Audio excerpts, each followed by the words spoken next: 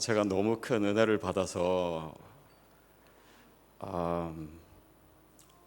네, 이 간증이 저에게는 이번에 모든 여정의 수고, 그리고 잠 좀 못 잤거든요. 이 모든 것을 충분히 보상받고 넘치는 선물을 받은 것 같습니다. 진심으로 감사드리고요. 하루 이틀 지내면서 파타야 선교교회가 얼마나 귀하고 아름다운 교회인지를 조금 알게 됐습니다. 그리고 1박 2일인데 어떻게 그렇게 짧은 순간에 우리 성도님들과 친밀한 관계가 생길 수 있는지, 이런 깊은 교제가 가능한지, 그건 정말 성령님이 하신 것 같아요. 그리고 어떤 집사님은 자기 팬클럽이 생겼다, 근데 하루 만에 해체됐다, 이런 얘기도 하실 만큼 진짜 성도님들과 이렇게 즐겁게 또 농담도 하시고 또 좋은 교제를 하고, 그것을 넘어서서 우리를 여기에 부르신 이유에 대해서 같이 살펴보는 시간이었습니다. 아마도 디아스포라라고 하는 단어가 생소하신 분도 있으실 겁니다. 이거는 예전에 헬라 사람들이 자기가 태어난 곳을 떠나서 살아가고 있는 그런 이주민들을 가리키는 단어였고, 또 유대인들에게 그 단어가 사용되었습니다. 근데 성경의 역사를 보니 성경이 온통 디아스포라 이야기더라고요. 아브라함도 자기 본토 아비집을 떠났고, 아들인 이삭도, 야곱도 애굽으로 가고, 또 요셉도 그렇지 않습니까? 이스라엘 백성들 애굽 땅에서 오랜 동안 나그네로 지냈고, 그리고 출애굽에서 40년 동안 살다가 정착했습니다, 팔레스타인 땅에. 근데 그 시기야말로 하나님으로부터 가장 멀어져 있는 시기였고, 하나님은 그들을 회복하시기 위해서 다시 흩으시고 바벨론으로, 아수르로, 바사 왕국으로, 나중에는 헬라 제국의 식민지가 되고 로마의 식민지가 되고 흩어지고, 그러니까 온통 성경이 다 디아스포라 이야기입니다. 우리가 성경에서 보는 예수님도 하늘 본향을 뒤로 하시고 이 땅에 우리를 위해 찾아오신 이주민으로, 경계인으로 사셨습니다. 또 신약의 인물들도 마찬가지고요. 그러니까 그 큰 하나님의 그림 안에 저와 여러분이 있는 거고, 여러분이 여기에 살고 계신 거고, 또 여러분의 삶의 이야기가 그 하나님의 큰 이야기, 하나님의 나라 이야기, 선교의 이야기의 한 부분이다라고 하는 것을 저희는 지난 이틀 동안 같이 생각해 보았습니다. 그러면서 성경의 어떤 인물이 우리의 디아스포라의 삶을 잘 보여줄 수 있을까? 또 특히 파타야 선교교회, 또 제가 만나서 교제하고 짝사랑하게 된 우리 심태선 목사님의 삶을 비추어서 아브라함이라고 하는 사람이 떠올랐습니다. 그래서 아브라함이 떠오르자마자 또 성경 본문을 제가 어저께 그래서 바꿨어요.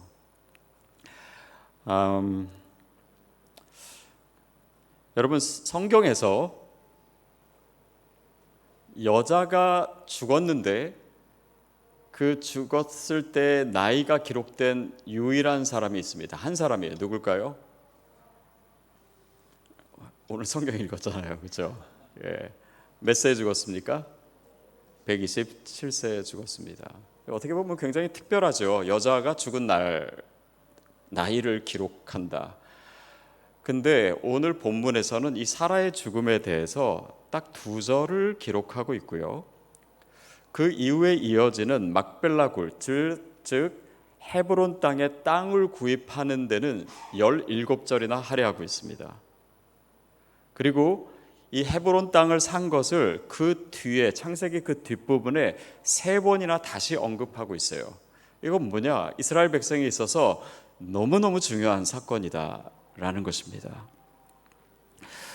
즉 가나안 땅의 약속의 성취의 시작이 이루어지기 시작하는 거예요. 그 땅을 주시겠다고 하나님께서 약속하셨잖아요. 근데 여태까지는 땅이 하나도 없었거든요.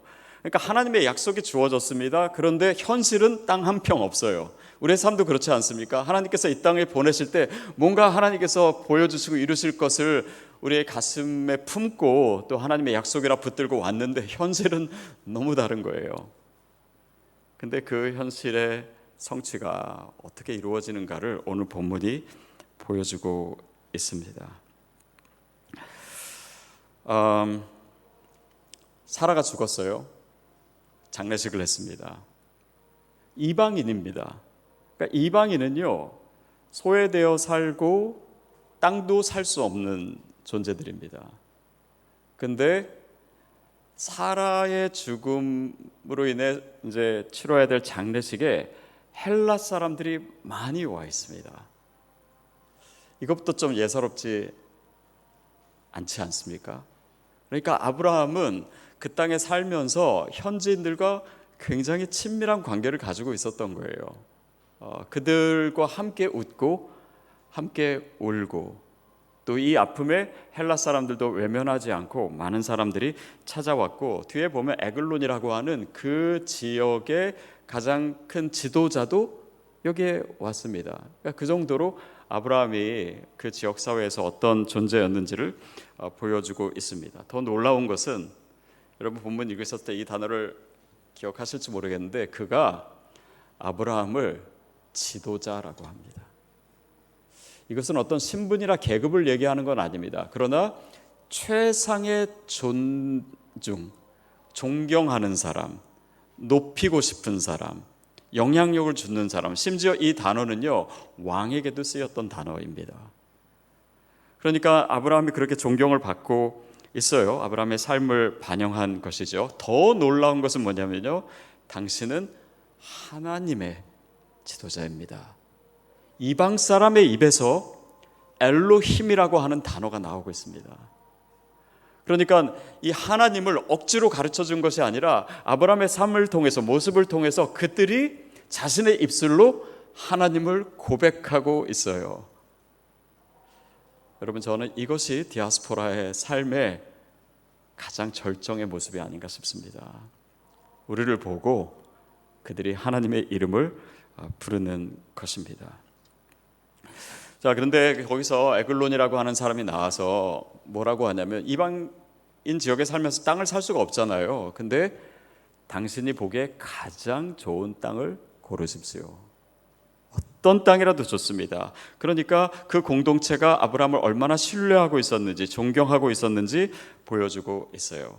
그런데 그들을 향해서 아브라함은요 굉장히 겸손한 모습으로 얘기합니다. 뒤에 구절에 보면 아브라함이 그들에게 절을 했다라고 하는 표현이 2번 나와요. 아브라함이 이 당시에 사라가 지금 127세로 죽었으니까 아브라함은 137세입니다. 나이 많은 노인이었어요. 그런데 이 이방 민족에게, 젊은 사람들에게 절을 합니다. 겸손한 모습이죠.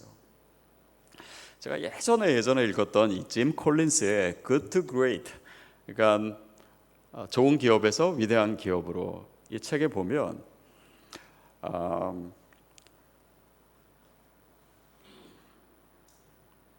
저기 포춘지에 나오는 500개 기업 중에 가장 탁월한 기업 11개를 뽑아가지고 공통적으로 나타나는 특징을 조사했습니다.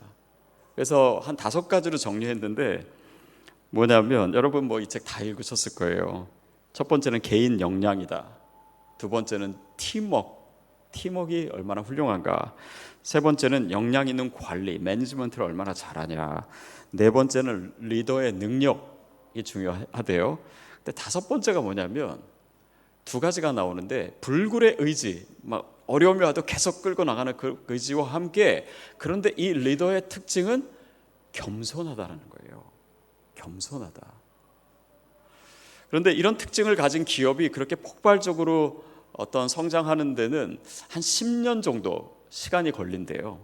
근데 결국 그것이 드러나는데, 아까 그 겸손을 그 책에서는 뭐라고 표현하고 있냐면 조용한, 자신을 낮추는, 조심스러운, 겸손한, 나서기 싫어하는, 말수가 적은, 뭐 이렇게 얘기합니다. 그러면서 인터뷰를 해도 큰 도약을 이뤘는데도 불구하고 자신의 공헌 대신 동료, 직원 이야기만 하는 그런 리더의 모습이래요.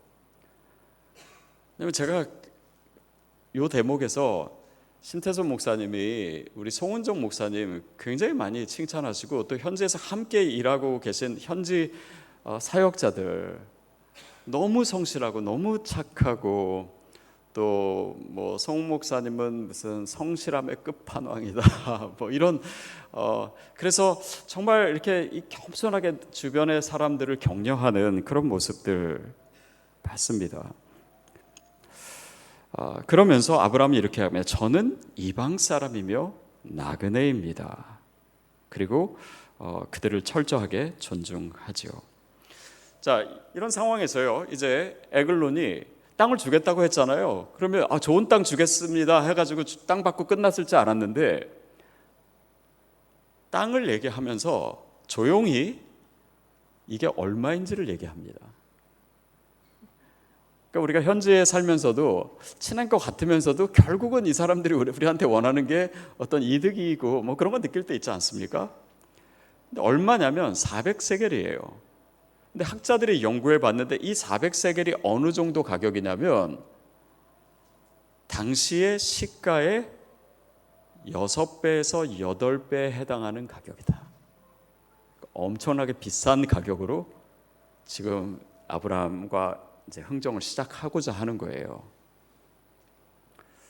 근데 어떻게 합니까? 아브라함은 흥정을 하지 않습니다.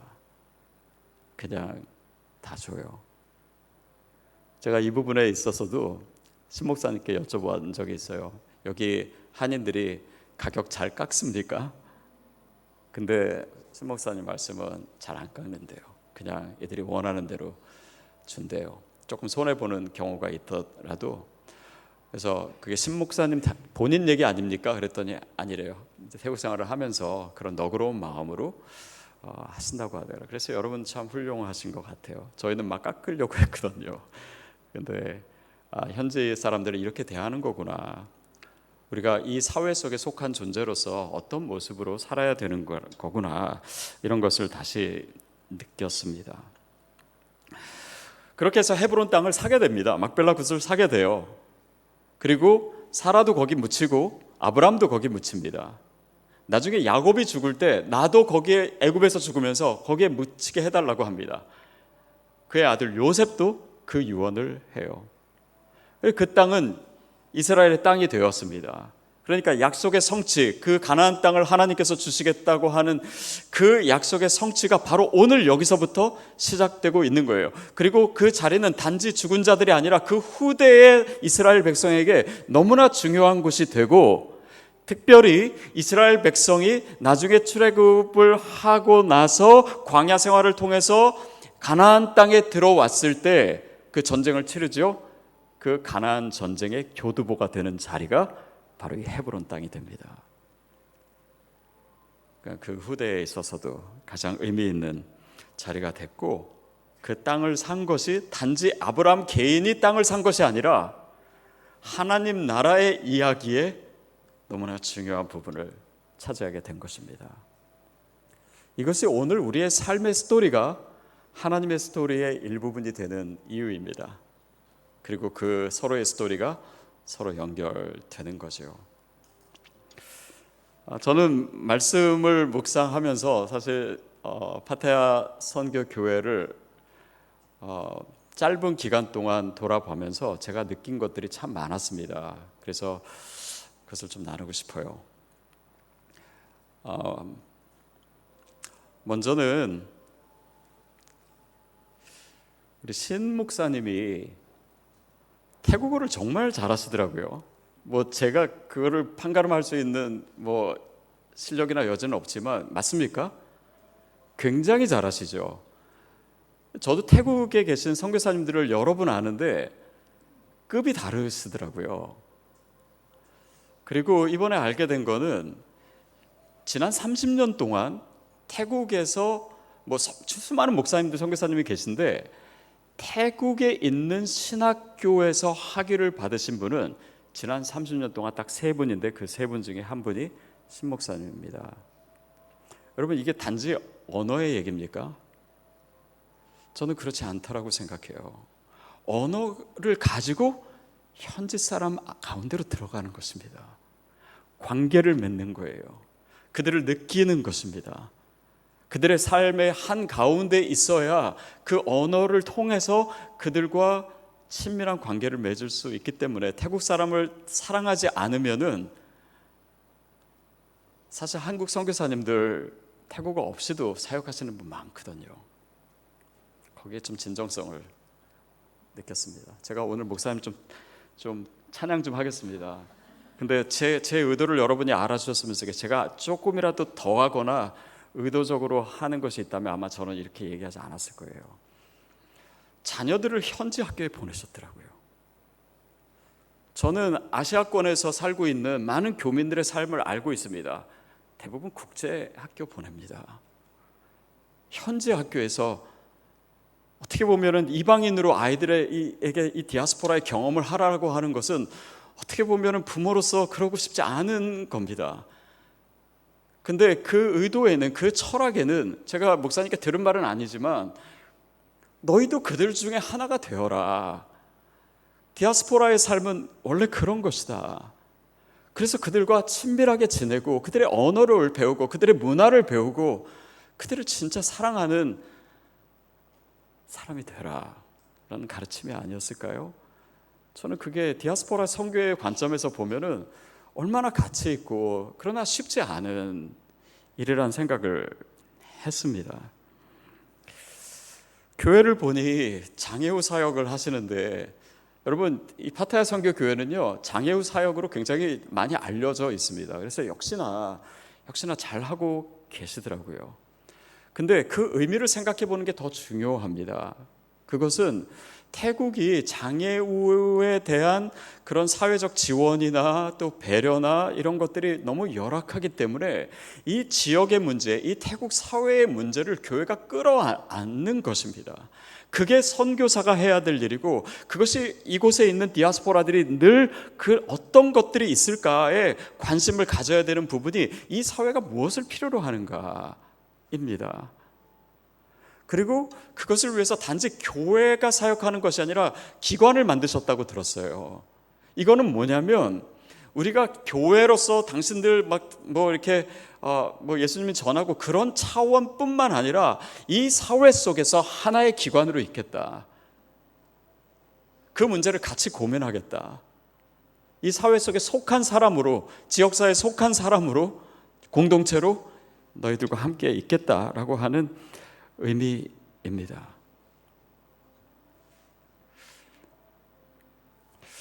보니까 장애인 사역을 프로그램으로 하시는 것이 아니더라고요. 일상이더라고요. 매일 친구들이 여기 오더라고요.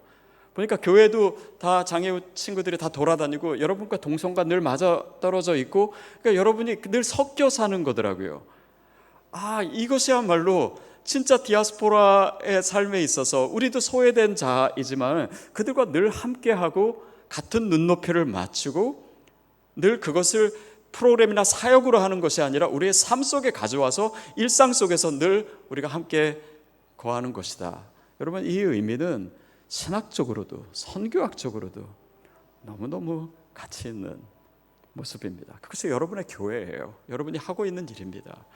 주변의 고아원을 방문하고 외로운 아이들을 품고 그 지역사회를 우리가 함께 돌보고 우리 아이라고 생각하고 주변의 이주민 노동자들을 외면하지 않고 그들을 도와주고, 그리고 결국 주변에 있으니까 그들을 교회에 초청하고, 이것이야말로 선교적 교회이고 이민교회가 서 있어야 될, 보여줘야 될 정말 아름다운 모습입니다. 모든 이민교회가 그렇게 하지 않습니다. 많은 이민교회가 그냥 한국 사람끼리 배타적으로 해서 우리끼리 위로하고 우리끼리 격려하고, 그래 우리 믿음 키워가지고 죽어서 천국 가자. 그러나 이 교회의 축을 교회 밖으로 찾고 옮기려고 하고 세상을 보고 그 아픔을 끌어안는 이 모습이 너무 제 눈에는 아름다웠습니다. 그러니까 뭐 그들이 목사님 어떻게 생각하는지 모르겠어요. 근데 이 마을에서, 이 지역에서 이분들이 교회를 어떻게 생각할까, 목사님을 어떻게 생각할까가 저는 오늘 아브라함의 이야기와 크게 다르지 않다라고 느꼈습니다. 또 교회가 굉장히 현지화되어 있더라고요. 현지인 사역자들이 이렇게 많은 교회 저는 처음 봤습니다. 근데 그만큼 그런 사역을 많이 한다라는 거 아니겠습니까? 교육자실 들어가 봤는데 거기 뭐 송목사님 계시고 현지인 교육자들 계신데 서로 말이 안 통하는데도 불구하고 얼마나 팀워크가 좋고 얼마나 사이좋게 지내고 동역이 잘 되는지, 그 모습도 너무 아름다웠습니다. 되게 디아스포라적 DNA가, 선교적 DNA가 가득 차 있다라고 느꼈어요. 또 이 근처에 버마 사람들, 미얀마 사람들 많이 난민으로 와 있는데 그들을 품고 또 그들을 위한 예배도 드렸으면 좋겠다라고 하는 모습에서 이민교회가 그렇지, 이 방향으로 가는 것이 너무나 당연한데 그러지 못했었는데 교회가 보여주는 것 같아서 너무나 좋았습니다.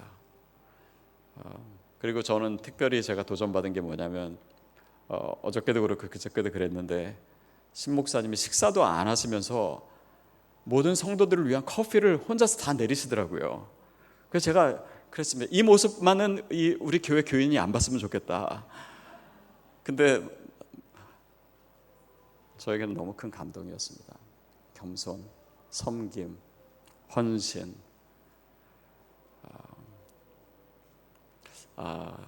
이런 교회를 하나님이 사용하시는 거구나 생각했어요. 근데 제가 사실은 제일 감동받은 것은 목사님보다 사모님이었습니다. 사모님이 디아스포라 유나이티드에서 짧게 나눠주셨는데요. 그 한마디 한마디가 아마도 참여했던 모든 분들 가슴에 새겨졌을 거예요. 그가 감당했던 많은 정체성들, 의지로 감당했던 정체성도 있었지만 내가 할 수 없기 때문에 주님께 맡기고, 그리고 그레이스를 낳으시고 또 목회를 하면서 이거는 내가 감당할 수 있는 영역을 벗어나서 하나님께 의지하는 그런 모습 속에 사모님 어깨에 있는 굉장히 많은 무게들도 느껴졌고, 근데 그거를 늘 농담과 기쁨으로 이겨내시는 모습이 특별히 감동이었습니다. 근데 얘기하시면서 울컥울컥 하실 때마다 뭐라고 하셨냐면 이때 웃어달라고, 하하하 해달라고. 저는 그 모습이 마치 이 사모님의 정체성과 같았어요. 삶의 무게를, 목회적 무게를 기쁨으로 승화시키는, 하나님의 기쁨에 참여하는, 이 영적인 토양 안에 있기 때문에 이 성도님들이 이렇게 아름다웠던 거구나. 너무 준비되어 있는 모습으로 디아스포라 유나이티드에 참여하셨던 거구나. 이 정말 풍성하고 아름답고 비옥한 교회 성도님들을 만난 게 저한테는, 또 저희 성도님들한테는 얼마나 큰 축복이었는지 모릅니다. 그래서 저는 이번 디아스포라 유나이티드가 저희에게 엄청난 선물이 된 것 같아요. 또 하나의 기적이었습니다. 하나님께서 여기 멋진 이야기를 써가고 계시는구나. 저는 솔직히 제가 너무 교만하고 또 그래서 이런 생각을 가지고 있었습니다. 빨리 제가 섬기고 있는 시드 교회가 진짜 이민교회 좋은 모델이 돼야지, 이거를 좀 보여줄 수 있는 교회가 돼야지. 근데 하나님은 저에게 너 까불지 말아라 라고 얘기하시고, 좋은 교회를 봐라, 좋은 교회를 느껴라, 정말 좋은 선교적 교회, 이민교회를 배워라 라고 말씀하십니다. 그래서 이번에 정말 많이 느끼고 많이 배웠어요. 그래서 여러분, 파타야 선교교회, 여러분이 이 모든 것을, 저는 안에 있는 사람이면 오히려 모를 수 있는 거라고 생각합니다. 여러분 정말 훌륭한 교회를 이루고 계시고 또 이곳에 그런 모습으로 서 계십니다. 그래서 이 파타야 선교교회를 통해서 하나님이 쓰시는 이야기가 너무너무 궁금하고 더 알고 싶고 또 앞으로 어떻게 될까 더 궁금해지고요. 저희도 시드 교회도 저희 나름대로 이야기를 써가겠습니다. 그러다가 이 이야기가 하나님 나라의 큰 그림 안에서 하나님 나라의 이야기 안에서 만나게 되리라고 믿습니다. 아니 이미 만났다고 믿습니다. 그래서 이 아름다운 선교적 디아스포라 선교적 역사에 저와 여러분이 한 곳을 바라볼 수 있게 되기를 주님의 이름으로 축복합니다.